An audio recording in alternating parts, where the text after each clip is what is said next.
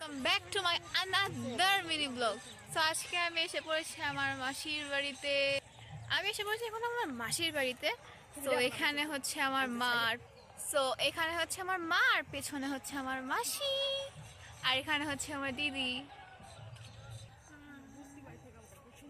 So আমি আমার মাসির বাড়ির লোকেশনটা লাস্টে বলছি। আগে তোমাদের আরেকজনের সাথে দেখা করে যাকে তোমরা ব্লগের ফার্স্টে দেখেছিলে। মনে হচ্ছে আমার থেকে বয়সে অনেক ছোট, কিন্তু আমার থেকে বয়সে বড়। আর গো হ্যালো, এরা ফ্যাশন শো করছে এখানে। আর তোমাদের আরেকটা জিনিস দেখানোর কথা বলছি, এখানে হচ্ছে একটা সুন্দর সরিষা ক্ষেত আছে, যেটা আমি এখন তোমাদের দেখাবো। তোমরা দেখে নাও। তাড়াতাড়ি করো।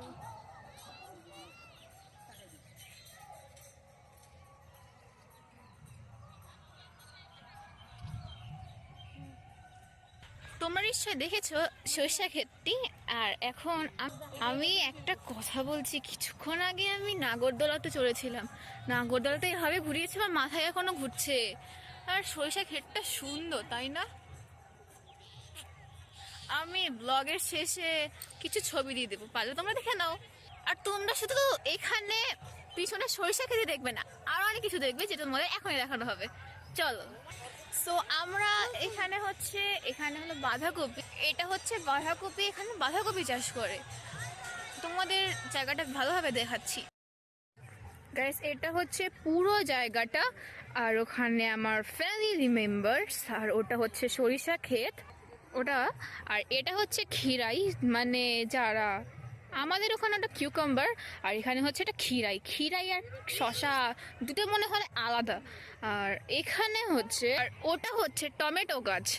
আর তোমাদের সবার মানে শীতের দিনে যেটা রিজনেবল, মানে যেটা না খেলে, মানে অনেকেই না খেলে নয়, সেটা হচ্ছে বাঁধাকপি।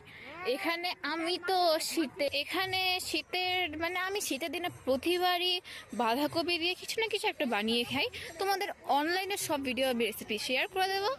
আর এখানে হচ্ছে পুরোটা বাঁধাকপি, তোমরা শুধু দেখে নাও।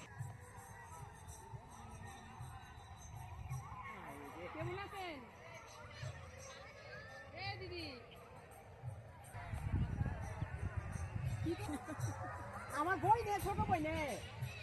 আর এটা হচ্ছে তোমরা সবাই জানো ধান। আর এখানে ফটোশুট চলছে। আর আর হে হচ্ছে আমার বিখ্যাত বোন। ভেবো না বিখ্যাত বোন বলে বদনাম করেছি। আর এটা হচ্ছে সেই যা দেখাতে এসেছিলাম, মানে সরিষা ক্ষেত।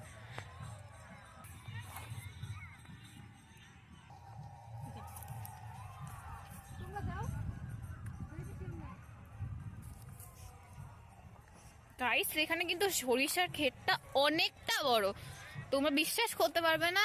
জায়গাটা তোমাদের মানে, হ্যাঁ তোমরা হয়তো দেখতে পাচ্ছ এক সাইডটা, কিন্তু নো গাইস, এখানে আরো আছে, তোমাদের দেখানো হচ্ছে। এই যে আর ওদের নদী আছে, মানে নদী না, পুকুর টাইপের, মানে ছোটই, বাট আমার কাছে ওই একই হয়, মানে সবকিছু গুলিয়ে ফেললে যা হয়। সো ব্লগটা আবার দেখানো হচ্ছে। আমার বোন আমাকে রেখে বললো ফোনে চার্জ নেই আমার, এখন ওকে চার্জ দিতে হবে, মানে তা না।